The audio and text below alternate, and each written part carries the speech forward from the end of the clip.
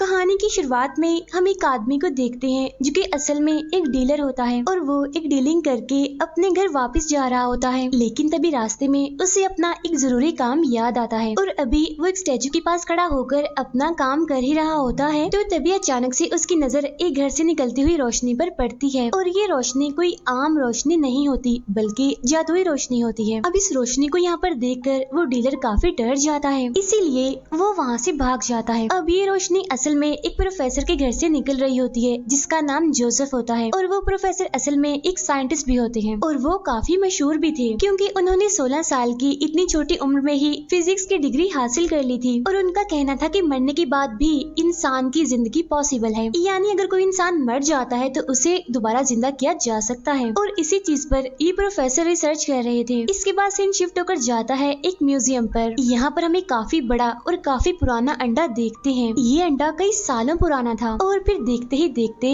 वो अंडा टूट जाता है और तभी उसमें से एक ड्रैगन बाहर निकलता है। ये ड्रैगन दिखने में काफी डरावना लग रहा था। वो म्यूजियम का कांच तोड़ देता है और वहाँ से बाहर निकल जाता है। फिर वो ड्रैगन सीधा जाता है एक ब्रिज पर जहाँ एक गाड़ी में दो हस्बैंड वाइफ होते हैं और वो कहीं पर जा रहे थे, लेकिन वो ड्रैगन उनकी गाड़ी को ब्रिज से नीचे पानी में फेंक देता है। इसके फौरन बाद हम एक लड़के को देखते हैं जो कि असल में एक साइंटिस्ट का असिस्टेंट होता है। ये काफी सीधा साधा काफी भोला भाला था और इस टाइम ये एक गार्डन में काम करता है। ये एक लड़की जो कि इसकी दोस्त भी होती है उसे बहुत पसंद करता है और उस लड़की का नाम एडल होता है। इस टाइम ये असिस्टेंट अपनी दोस्त एडल के लिए ही खत लिख रहा होता है। फिर अगले ही सीन में हमें वही लड़की दिखाई जाती है यानी कि एडल, और एडल ही असल में हमारी मूवी की हीरोइन है। इस टाइम वो इजिप्ट के डेजर्ट एरिया में होती है और वो यहाँ आकर एक डॉक्टर के कॉफिन यानी कि ताबूत को ढूंढ रही होती है, लेकिन तभी उसे वहाँ पर दो आदमी मिलते हैं जो कि असल में चोर होते हैं। साथ ही साथ वो यहीं के ही रहने वाले थे और उनके पास इस पूरी जगह का नक्शा भी था और वो ये बात जानते थे कि उस डॉक्टर का मकबरा कहाँ पर है, यानी जहाँ उसका ताबूत है। और अब ये लोग एडल के साथ उस मकबरे तक पहुँच जाते हैं और अब जैसे ही लोग अंदर जाते हैं तो वो दिखते हैं कि मकबरे का रास्ता बंद किया गया है दीवार के जरिए। तो अब एडल उस दीवार से मकबरे का रास्ता खोल देती है और अब जैसे ही ये लोग मकबरे में एंटर करते हैं तो वहाँ पर बहुत सारा सोना होता है। अब इतना सारा सोना देखकर वो दोनों चोर तो जैसे पागल ही हो जाते हैं, इसीलिए वो उस सारे खजाने को इकट्ठा करने लगते हैं और एडल वहाँ पर रखे एक ताबूत के पास जाती है और ये ताबूत उसी डॉक्टर का होता है जिसे एडल यहाँ पर ढूंढने आई थी। अब जब वो दोनों चोर सोना इकट्ठा कर रहे होते हैं तो उन दोनों को यहाँ पर खजाना लूटने की सजा मिलती है, यानी बड़े ही मिस्टीरियस तरीके से उनकी मौत हो जाती है। फिर एडल अपने साथियों को उस ताबूत को खोलने के लिए कहती है और अब जैसे ही ताबूत को खोला जाता है तो उसमें से एक मम्मी निकलती है। अब उसको देखकर एडल खुश होती है और कहती है कि हाँ यही वो डॉक्टर है। और अब देखते ही देखते वहाँ पर एक प्रोफेसर आ जाता है जो कि असल में एक पुलिस ऑफिसर भी था। यहाँ आकर वो एडल से पूछता है कि तुम जैसी अच्छी और समझदार रिपोर्टर यहाँ पर क्या कर रही है। तब यहाँ एडल उसे बताती है कि ये जो डॉक्टर है ना, मैं इनकी मम्मी को यहाँ से लेने आई हूँ क्योंकि ये स्पेशलिस्ट हैं, काफी अच्छे डॉक्टर हैं। तब ये सुनकर वो कहता है कि क्या तुम इससे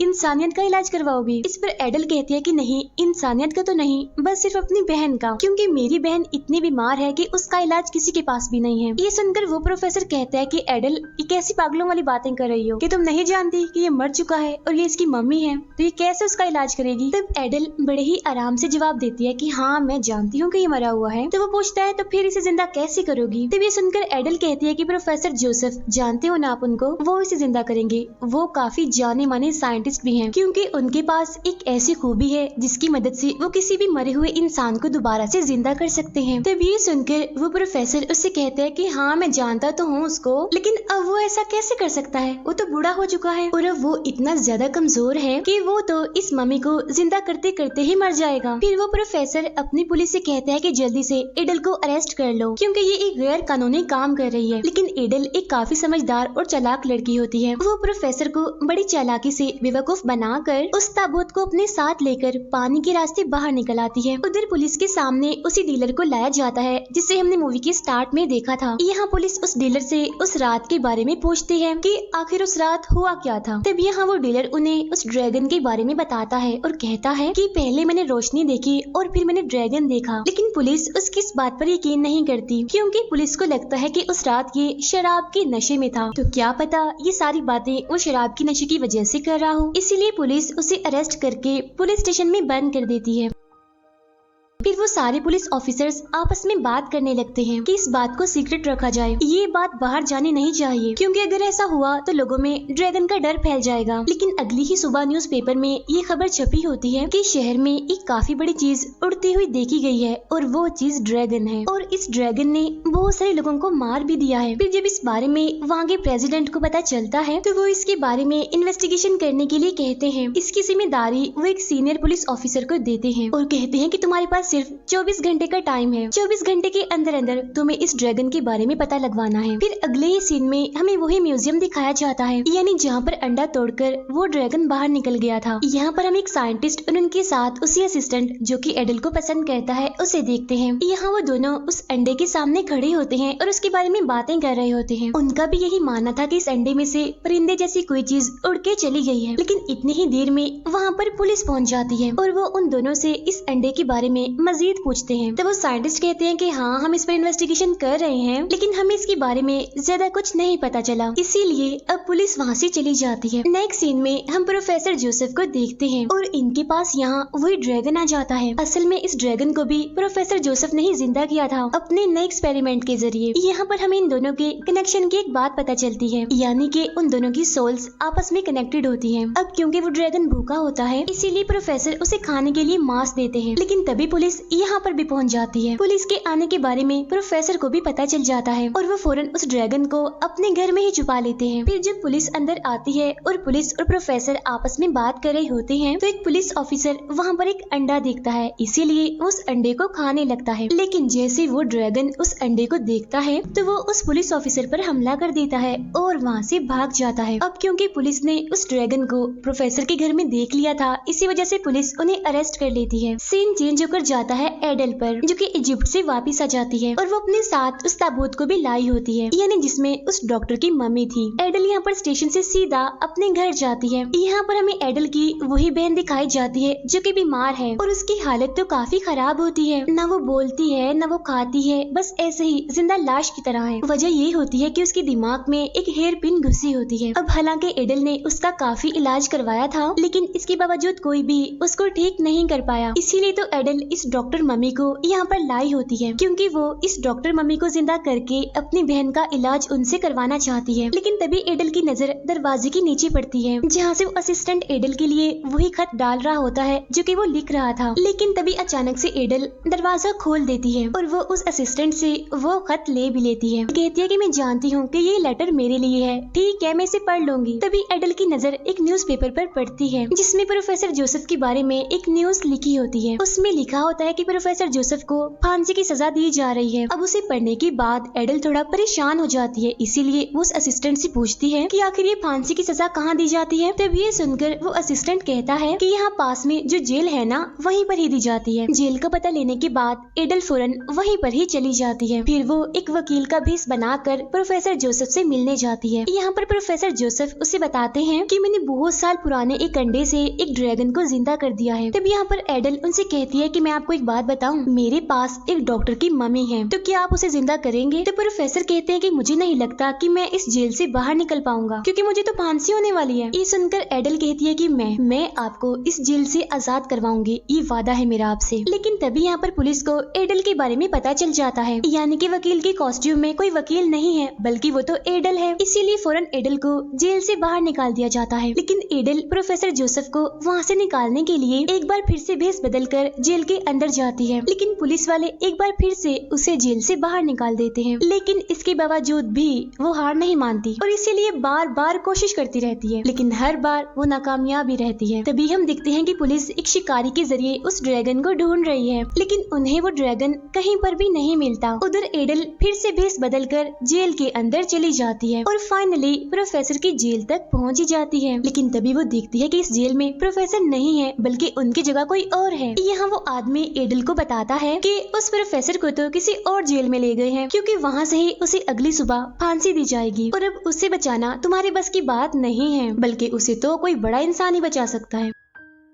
तभी बात सुनकर एडल सीधा प्रेसिडेंट के पास जाती है, क्योंकि प्रेसिडेंट और वो दोनों ही एक दूसरे को काफी सालों से काफी अच्छे से जानते थे। यहाँ एडल उस प्रेसिडेंट से कहती है कि मैं एक खास मकसद के लिए आपके पास आई हूँ और मुझे उम्मीद है कि आप वो बात पूरी करेंगे भी। प्लीज प्रोफेसर जोसेफ को जेल से आजाद करवा दीजिए ना। तभी सुनकर प्रेसिडेंट उससे कहते हैं अच्छा ठीक है, मैं इस बारे में सोचूंगा। लेकिन तभी हम देखते हैं कि वो ड्रैगन वहाँ पर भी आ जाता है और वो प्रेसिडेंट पर हमला कर देता है। लेकिन एडल खुद सामने आकर प्रेसिडेंट को बचा लेती है। लेकिन वहाँ उस ड्रैगन को कोई भी नहीं देख पाता, इसीलिए सबको लगता है कि एडल ने ही प्रेसिडेंट पर हमला किया है। इसीलिए एडल को अरेस्ट कर लिया जाता है कि उसने प्रेसिडेंट पर हमला किया है। उधर हमें वही असिस्टेंट और उसका साइंटिस्ट दिखाए जाते हैं। असल में यहाँ पर उन दोनों ने उस ड्रैगन के खाने के लिए कुछ मांस और कुछ अंडे रखे हुए थे और ये दोनों हमेशा ही ऐसा ही करते हैं, यानी इस तरह करके वो हर रोज इस ड्रैगन को खाना खिला देते हैं और वो ड्रैगन भी हर बार अपना खाना खाने के लिए इसी जगह पर ही आ जाता है। वो ड्रैगन अब इस जगह को ही अपना घर समझने लगा था। अब ये देखकर वो साइंटिस्ट अपने उस असिस्टेंट को काफी शाबाश देता है और उससे कहता है कि वाह तुम तो जीनियस निकले। उधर एडल काफी अपसेट होते हुए वापिस से अपने घर पर आ जाती है और अपनी बहन से कहती है देखो मेरी प्यारी बहन, मुझे माफ कर दो, मैंने जैसा सोचा था वैसा तो कुछ भी नहीं हुआ। ये कहने के बाद वो वॉशरूम में चली जाती है। नहाते हुए वो उसी असिस्टेंट का लेटर पढ़ने लगती है। अब खत पढ़ने के बाद एडल को ये बात पता चलती है कि वो असिस्टेंट जानता है कि आखिर वो ड्रैगन कहाँ पर है। इसीलिए अब एडल उस असिस्टेंट के साथ उस ड्रैगन के पास जाती है। अब उस ड्रैगन को देखकर वो डरती नहीं, बल्कि वो उसके पास जाती है और उसे दोस्ती करने में कामयाब हो जाती है। फिर वो उस ड्रैगन के साथ मिलकर प्रोफेसर जोसेफ को बचा लेती है। फिर वो सीधा वहाँ से अपने असिस्टेंट के पास आती है। यहीं पर उस असिस्टेंट का साथी यानी कि वो साइंटिस्ट आ जाता है। लेकिन यहाँ पर हमें पता चलता है कि ये साइंटिस्ट और प्रोफेसर जोसेफ एक दूसरे के दोस्त हैं, इसीलिए वो दोनों यहाँ पर एक दूसरे से मिलते हैं और काफी खुश हो जाते हैं। लेकिन तभी वहाँ पर वो शिकारी भी आ जाता है जिसे कि पुलिस ने भेजा होता है। वो वहाँ आते ही उस ड्रैगन को शूट कर देता है। अब इसकी वजह से उस ड्रैगन को काफी तकलीफ होती है और इस चीज का असर प्रोफेसर जोसेफ पर भी होता है, क्योंकि जैसा कि मैंने आपको बताया था कि वो दोनों एक दूसरे से कनेक्टेड थे। लेकिन अब इससे पहले कि प्रोफेसर मरते एडल उन्हें अपने घर ले जाती है। यहाँ प्रोफेसर एडल से कहते हैं कि जितनी भी एंशिएंट चीजें हैं उन सबको एक सर्कल में रखो। फिर वो उस मम्मी को जिंदा करने की कोशिश करने लगते हैं, लेकिन उस मम्मी को जिंदा करते करते प्रोफेसर खुद मारे जाते हैं। अब जाहिर सी बात है कि प्रोफेसर के मरते ही वो ड्रैगन भी मर जाता है। लेकिन हम देखते हैं कि प्रोफेसर मरने से पहले पहले उस मम्मी को जिंदा कर चुके थे। फिर वो मम्मी जिंदा होकर अलमारी से बाहर आता है और सीधा वो